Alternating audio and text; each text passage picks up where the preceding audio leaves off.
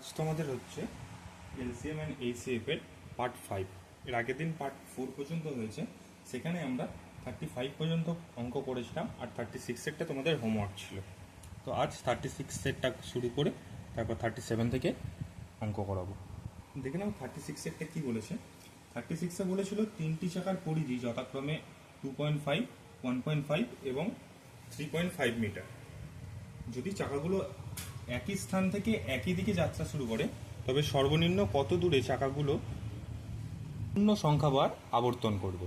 তো এটাতে আমি হিন্টস বলেছিলাম কি, এই সংখ্যাগুলোর আমরা এলসিএম বার করবো। কি কি দিয়েছে দেখো, আছে 2.5, 1.5 আর 3.5।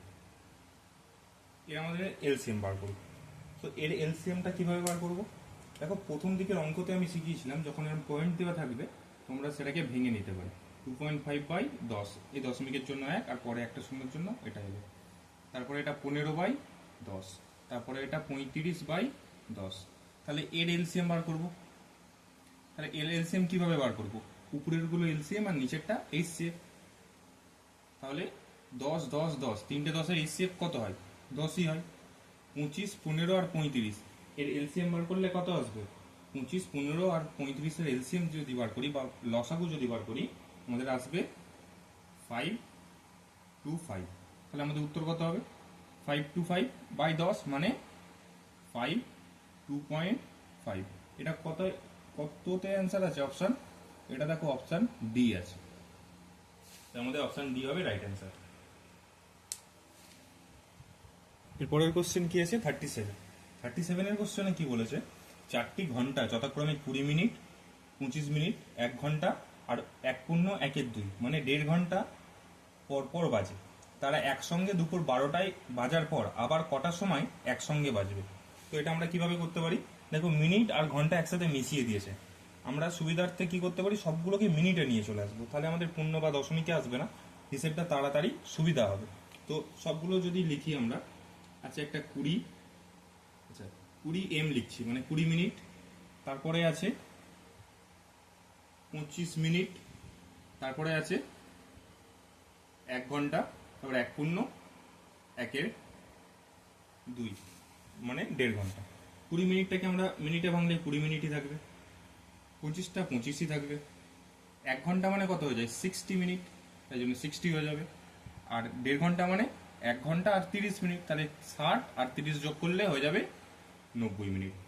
সো এইগুলো আমাদের সব কিসে আছে?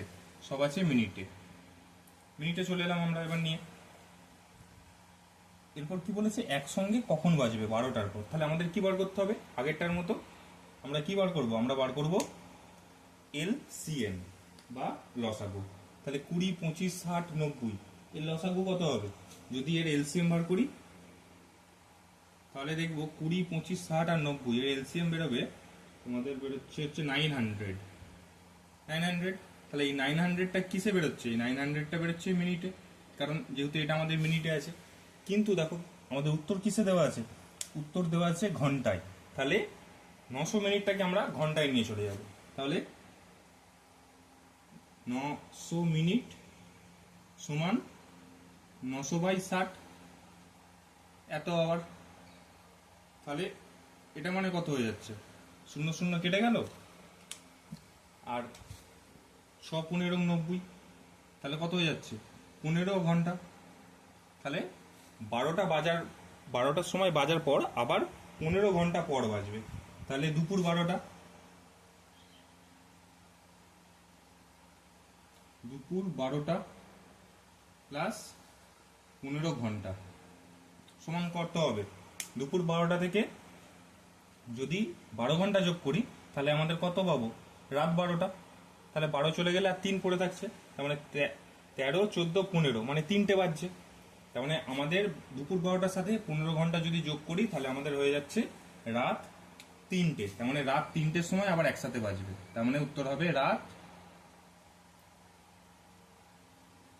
3টে।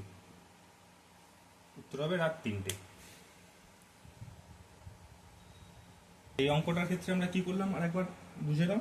দেখো সবগুলো আমাদের মিনিটে দেওয়া নেই বা সবগুলো ঘন্টাতে দেওয়া নেই, মিনিট আর ঘন্টা মিশিয়ে আছে, তাই আমাদের হিসাবে সুবিধার্থে আমরা সবগুলোকে মিনিটে নিয়ে চলে গেলাম। 20 মিনিটটা 20 থাকলো, 25 মিনিটটা 25 থাকলো, 1 ঘন্টাটা 60 মিনিট হয়ে গেল, 1.5 ঘন্টাটা 90 মিনিট হয়ে গেল। এরপর কি করলাম, যেহেতু বলেছে আমাদের দুপুর 12টায় বাজার পর আবার কতক্ষণ পরে একসাথে বাজবে, তাই জন্য এটা আমাদের নিয়ম হচ্ছে সবসময় এলসিএম বার করবো, লসাগু বার করবো। তাই আমরা 20, 25, 60 আর 90 এর লসাগু বার করলাম, কত বেরোলো আমাদের? 900 বেরোলো। এবার এই 900টা কত বেরোলো? 900টা আমাদের কিসে বেরোলো? মিনিটে বেরোলো। এবার আমাদের উত্তর কিসে দেওয়া আছে? ঘন্টাতে দেওয়া আছে। তাহলে আমরা কি করব? ঘন্টাতে দেওয়া আছে বলতে মানে আমরা যদি ঘন্টাতে যোগ করি তবেই আমরা দুপুর 12টা থেকে এই যে অ্যান্সারটা আনতে পারবো। কারণ মিনিটে যোগ করলেও করা যাবে, কিন্তু মিনিটে যোগ করলে তোমাকে সেই হিসেবটা অনেকটা বড়তে চলে আসবে। তাই জন্য আমরা এটা কি করছি, 900 মিনিট মানে কত ঘন্টা আগে বার করে নিচ্ছি। 900 মিনিট মানে 900/60 ভাগ করলাম, 0 0 কেটে গেল, আর 6 15 90 মানে 15 ঘন্টায় উত্তর এলো। এবার কতক্ষণ পর বাজবে বলেছে, তার মানে কটার সময় বাজবে জানতে চেয়েছে। আমাদের যদি বলতো কতক্ষণ পর একসাথে বাজবে, তাহলে উত্তর হতো 15 ঘন্টা পর। কিন্তু এখানে কোশ্চেনে জানতে চেয়েছে কটার সময় একসাথে বাজবে। তাহলে কটার সময় একসাথে বাজবে? দুপুর 12টা প্লাস 15 ঘন্টা পর, মানে দুপুর 12টা প্লাস 15 ঘন্টা মানে চলে আসছে রাত 3টে। তাই আমাদের উত্তর হবে রাত 3টে। দেখো এরপরে 38-এর কোশ্চেন। 38-এর কোশ্চেনে কি বলেছে দেখো, বলেছে কোন বৃহত্তম সংখ্যা দ্বারা 195 আর 273 সংখ্যা দুটি বিভাজ্য, মানে 195 আর 273 বিভাজ্য। এবার কোন সংখ্যা বিভাজ্যতা কিভাবে আমরা বুঝবো, মানে কোন সংখ্যার বিভাজ্যতাটা মানে জানতে চেয়েছে কোন সংখ্যা দ্বারা বিভাজ্য, মানে সেই সংখ্যাটা হচ্ছে এদের এইচসিএফ, মানে এই যে 195 আর 237-এর এইচসিএফ। কারণ সেই সংখ্যাটা যদি এই দুটোর মধ্যে ঢুকে না থাকে, যদি এই দুটো সংখ্যার মধ্যে না ঢুকে থাকে, তাহলে ভাগ করা যাবে না। তাহলে এই ধরনের উত্তরগুলো আমরা কিভাবে বার করব? বলেছে কোন বৃহত্তম সংখ্যা দ্বারা 195 ও 273 সংখ্যা দ্বয় বিভাজ্য। এটা বার করব 195 এবং 273-এর কি বার করব আমরা? এইচসিএফ বার করব, এইচসিএফ। এবার এটাকে আমরা কিভাবে বার করতে পারি? একটা প্রসেস আছে, যেভাবে আমরা নর্মাল ভেঙে ভেঙে এইচসিএফ বার করি সেভাবে করতে পারি, কিন্তু সেক্ষেত্রে আমাদের টাইমটা বেশি লেগে যাবে। এই ক্ষেত্রে আমাদের তাড়াতাড়ি করার সুবিধা কি?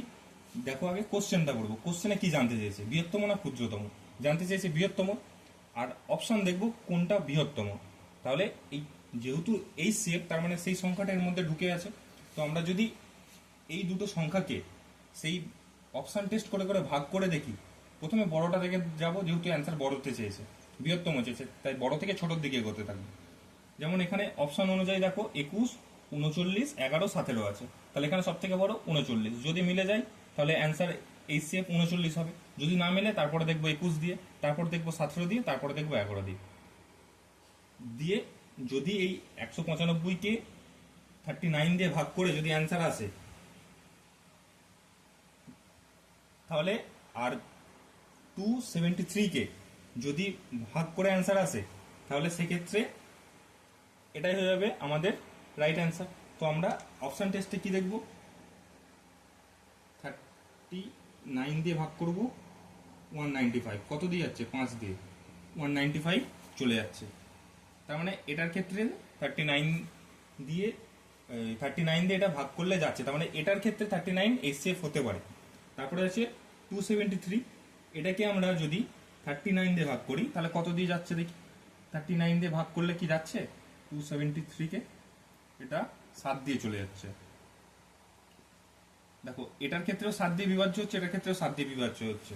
তাই জন্য দুটোর ক্ষেত্রে যেহেতু 39 দিয়ে বিভাজ্য হচ্ছে, তাহলে আমাদের এইচসিএফ কত বেরোবে? 39। এটা হচ্ছে আমরা অপশন টেস্ট করে করলাম, এক লাইনে উত্তর বার করলাম। কিন্তু যদি অপশন টেস্ট না করো, তাহলে এই 195-কে আর 273-কে এভাবে ভাঙতে হবে। 39, সেক্ষেত্রেও তোমাকে ভাগ করে করেই দেখতে হবে। এটা যাচ্ছে তোমার 5, এটা যাচ্ছে 7, তাই এটা হবে আমাদের এইচসিএফ। তো এইভাবে আমাকে ভাঙিয়ে দেখতে হবে, কিন্তু এটাতে একটুখানি টাইমটা বেশি লাগবে, যেহেতু তোমাকে ভাগ করে আবার এই জায়গাটাতে আনতে হবে, তারপরে দেখবে এইগুলো যাচ্ছে কিনা। কিন্তু যদি ডিরেক্ট ভাগ করো তাহলে একটু তাড়াতাড়ি চলে আসবে। তাই অপশন টেস্ট সবসময় চেষ্টা করবে অপশন টেস্ট করার, যাতে টাইমটা কম লাগে। এখানে 39-এর কোশ্চেনে কি বলেছে? বলেছে কোন বৃহত্তম সংখ্যা দ্বারা 187, 209 আর 231 বিভাজ্য। একই রকম ভাবে 187, 209 আর বলেছে 231 বিভাজ্য। তাহলে এটার ক্ষেত্রে আমরা কি বার করব? HCF বার করব। তা 187, 209 আর 231 এর মধ্যে HCF বার করবো, মানে কোন বড় সংখ্যাটা এর মধ্যে ঢুকে আছে। যদি এটা আমরা HCF বার করি দেখতে পাবো, দেখবে সব থেকে বড় 11, এই সংখ্যাটা আমাদের এই তিনটের ভিতরে ঢুকে আছে, মানে 11 দিয়ে ভাগ করলে তিনটে কি ভাগ করা সম্ভব, তাই আমাদের 11 হবে রাইট অ্যান্সার। যেহেতু 11 এই তিনটের HCF, তাই 11ই আমাদের রাইট অ্যান্সার। অনেকের মনে প্রশ্ন আসতে পারে যে আমি 11টাই কিভাবে করে দিলাম ডিরেক্ট। এটা প্র্যাকটিস করে করে আমার চলে এসেছে, তোমরাও যখন প্র্যাকটিস করবে আস্তে আস্তে এটা তোমরা বুঝতে পারবে যে এটা 11টাই হতে পারে। তোমাদের সুবিধার্থে আমি যদি একটু করে দেখাই এর আগের প্রসেসটাতে, যে ভাগ প্রসেসে সব থেকে যেহেতু বৃহত্তম চেয়েছে, তাহলে সব থেকে বড় এখানে কি আছে? 7, 9, 11, 13-র মধ্যে 13 আছে। তো প্রত্যেকটা 13 দিয়ে ভাগ যাওয়া সম্ভব, যদি ভাগ দিয়ে মিলে যায় তাহলে সেটা হতো। কিন্তু দেখো 13 দিয়ে যদি এই প্রথমটা কি দেখি 187 ভাগ যাবে কি? 187 এর সাথে যদি আমরা 13-র সাথে 14 গুণ করি তাহলে আসছে 182। তাহলে এটা আমাদের কি মিলছে? মিলছে না, 5 অবশিষ্ট থেকে যাচ্ছে, তাই জন্য 13 দিয়ে যাবে না। কিন্তু 11 দিয়ে যদি তিনটেকে ভাগ করি, তিনটে কি দেখবে 13 দিয়ে ভাগ মিলে যাচ্ছে, তাই 13 আমাদের এই সেফ।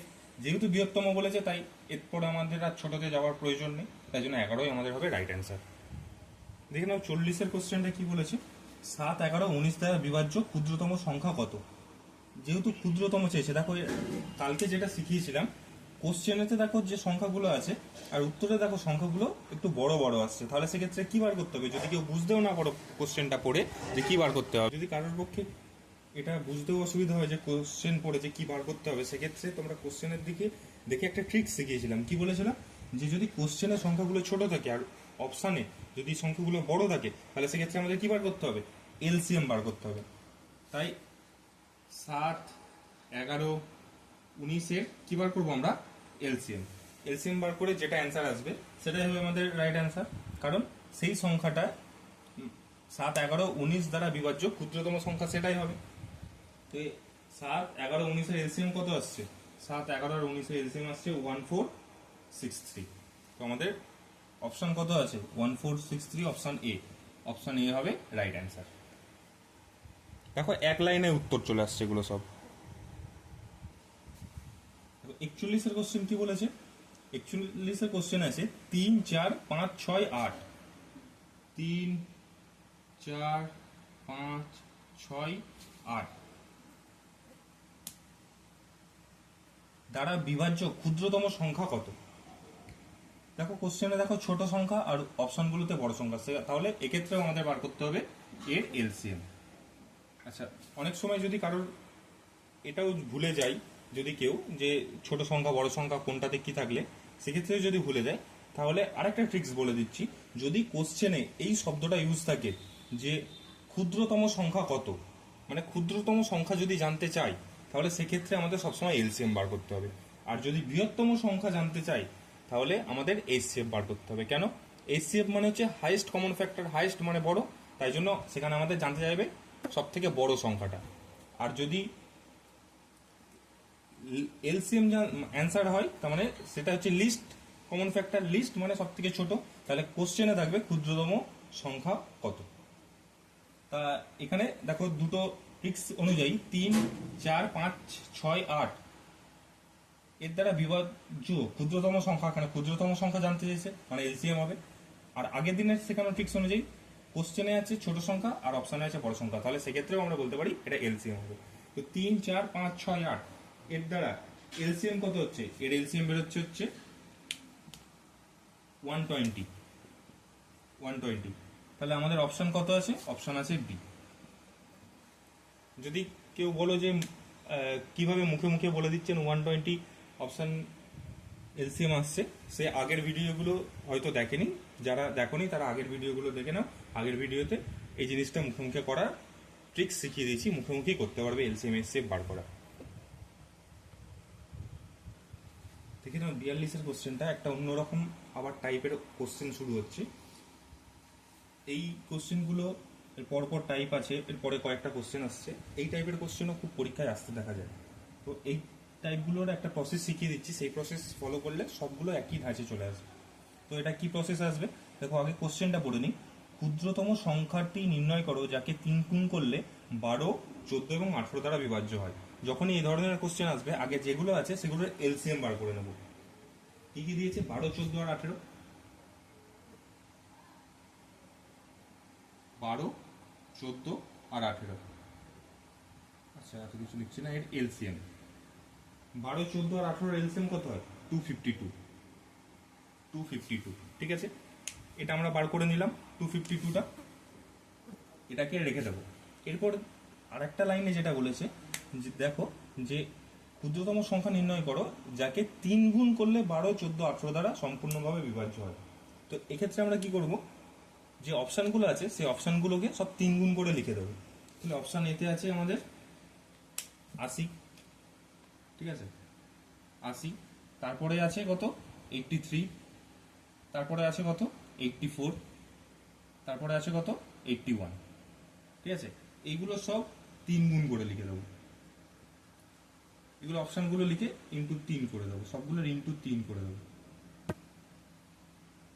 ইন্টু 3 করলে 80-র সাথে 3 গুণ করলে হচ্ছে 240। এটা আসছে 249। 84-এর সাথে 3 গুণ করলে আসছে 252। এটা কততে আসছে? এটা হচ্ছে 243। এরপর আমরা দেখো এর এলসিএম আর এখানের অ্যান্সার মিলে গেছে, এই যে, তাই এটা হয়ে যাবে আমাদের রাইট অ্যান্সার।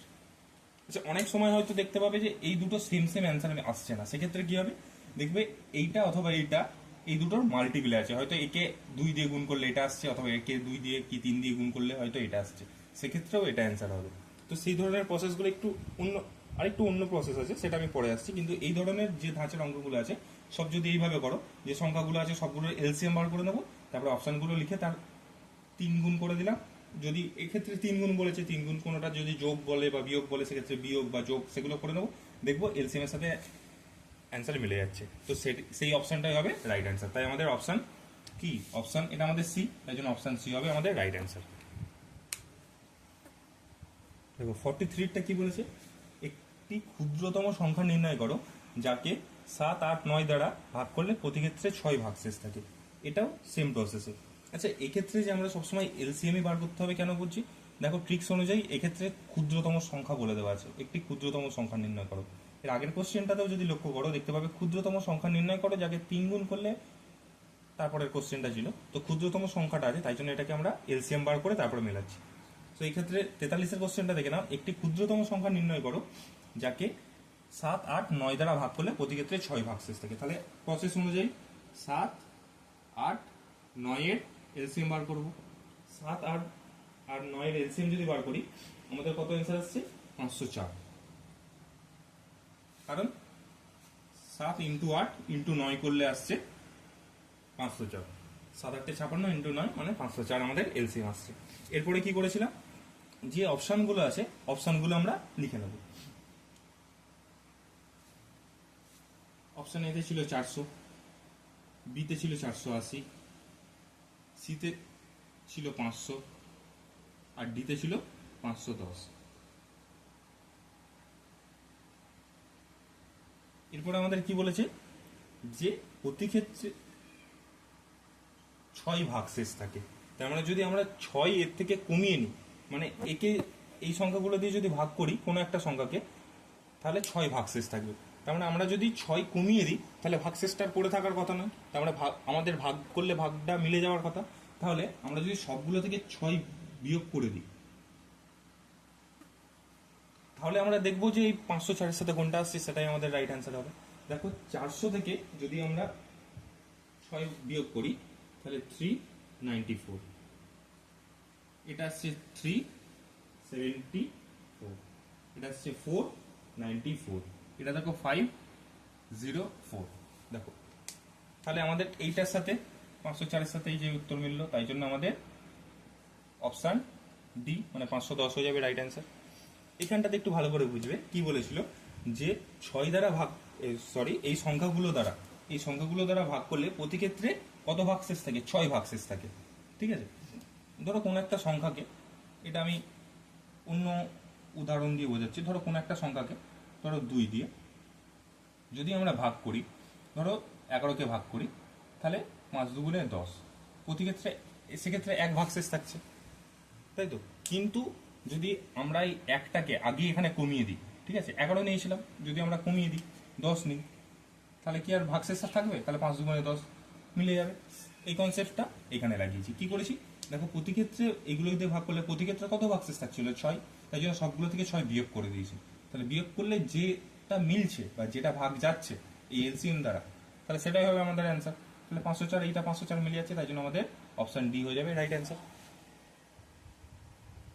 দেখো 43 আর 44 হুবহু একই রকমের কোশ্চেন, একই ধাঁচের একই রকমের কোশ্চেন। কি বলেছে 44এরটা, কোন ক্ষুদ্রতম সংখ্যাকে 6, 7, 8, 9, 12 6, 7, 8, 9, 12 দ্বারা ভাগ করলে প্রতি ক্ষেত্রেই 2 ভাগশেষ থাকবে। তাহলে আমরা আগে এটার কি বার করবো? এলসিএম বার করবো। 6, 7, 8, 9, 12 এর এলসিএম যদি বার করি আমাদের অ্যান্সার আসবে 504। কত আসছে আমাদের? 6, 7, 8, 9, 12 এর ক্ষেত্রেও আমাদের এলসিএম 504 আসছে। তারপরে আমরা কি করব? যে অপশনগুলো দিয়েছে সেটা থেকে কত, সেটা থেকে দেখো শেষে 2 ভাগশেষ থাকবে বলেছে, তাহলে 2 কমিয়ে নেব। তাহলে অপশন এতে আছে 756, বিতে আছে 504, সিতে আছে 754, তারপরে ডিতে আছে 506। সবগুলো থেকে 2 কমিয়ে নেব। তাহলে এটা যাবে 754, এটা যাবে 502, এটা যাবে 752, এটা 504। দেখো অপশন ডি এইটা, আর এটা মিলে যাচ্ছে, তাই আমাদের অপশন ডি হবে রাইট অ্যান্সার। 45 অঙ্কটাতে কি বলেছে যে কোন ক্ষুদ্রতম পূর্ণবর্গ সংখ্যা 16, 24 এবং 32 দ্বারা বিভাজ্য? কি করব আমরা? ক্ষুদ্রতম বলেছে, তাহলে 16, 24 আর 32 এলসিএম বার করব। 16, 24 আর 32 এর এলসিএম বার করলে আসে 96। এরপর দেখো এখানে অপশানে কি বলেছে? 296, 256, 324 আর 576। এই 96 এর গুণিতকে এগোবো, দেখবো কোনটাতে এই অপশনগুলোর সাথে মেলে। যেমন আমরা 96কে প্রথমে ইন্টু 1, 96,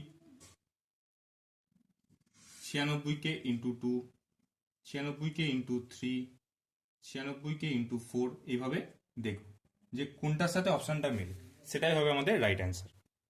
এইভাবে আমরা করতে পারি যে 96কে 1 দিয়ে, 2 দিয়ে, 3 দিয়ে, 4 দিয়ে গুণ করে করে দেখতে পারি, দিয়ে দেখতে পারি যে এই অপশনগুলোর সাথে অ্যান্সার কোনটাতে মিলছে। যদি অ্যান্সার মেলে যেটাতে মিলবে সেটাই অ্যান্সার, কিন্তু এটাতে আমাদের টাইম বেশি লেগে যাবে। কি করে টাইম বেশি লাগবে? 96কে একবার 1 দিয়ে, 2 দিয়ে, 3 দিয়ে, 4 দিয়ে এইভাবে পরপর গুণ করতে করতে যেতে হবে। তার থেকে ভালো আমরা মোটামুটি যদি 10-এ আসে তার মানে আমরা 10 পর্যন্ত গুণ করতে হতে পারে, 6 পর্যন্ত গুণ করতে হতে পারে। সেটা না করে আমরা কি করতে পারি, এখানে যে 4টে অপশন আছে এই 4টে অপশনকে 96 দিয়ে ভাগ করব, যেটাতে আমাদের অ্যান্সার পূর্ণবর্গতে মিলে যাবে, সেটাই হবে আমাদের রাইট অ্যান্সার।